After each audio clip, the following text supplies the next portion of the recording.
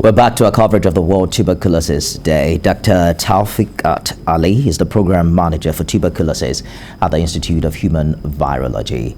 Why do you think the TB burden is so high, saying that it's a vaccine-preventable disease?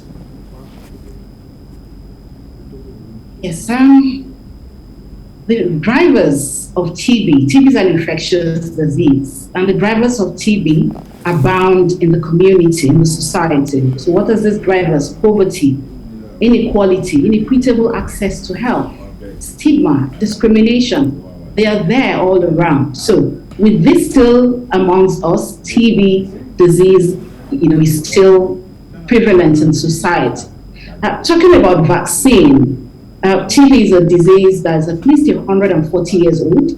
It was identified 1882, and up till now, we do not have a single vaccine for TB. Of course, there are a few vaccine candidates under trial, but unlike COVID pandemic, we saw how quickly the world mobilized resources to come together to fight COVID.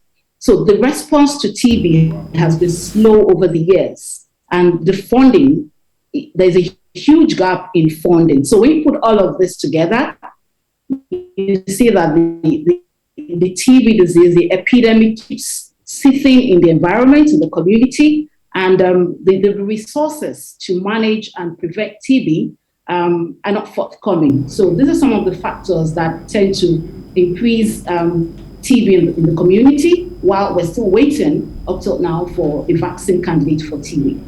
We hear that Nigeria still accounts for at least 300,000 missing cases every year. How can this be fixed? Thank you for that.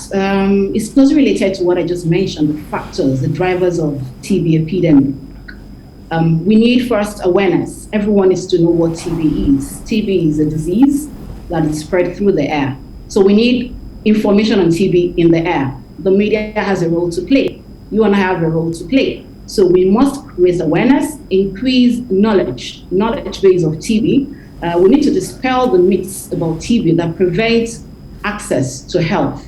And beyond that, we need resources. For instance, the funding gap for TB. So we have, for Nigeria, over 452,000 cases. New cases are estimated on a yearly basis, and we barely find 45% of that.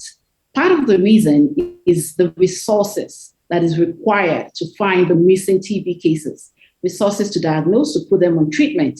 The funding gap is huge. Nigeria is only able to fund less than about 30% of what it needs to fight TB epidemic. So with this huge gap and the socioeconomic circumstances that follow the disease, we see how it is easy to miss over 300,000 cases. They're still out there, not accessing care. With Nigeria ranking first in Africa and sixth amongst 30 countries globally with the highest burden of the disease, we're looking forward to a lot of changes, particularly in government's approach to this development. Dr. Taofeekat Ali, Program Manager Tuberculosis at the Institute of Human Virology, thank you so much for talking to us tonight. Thank you.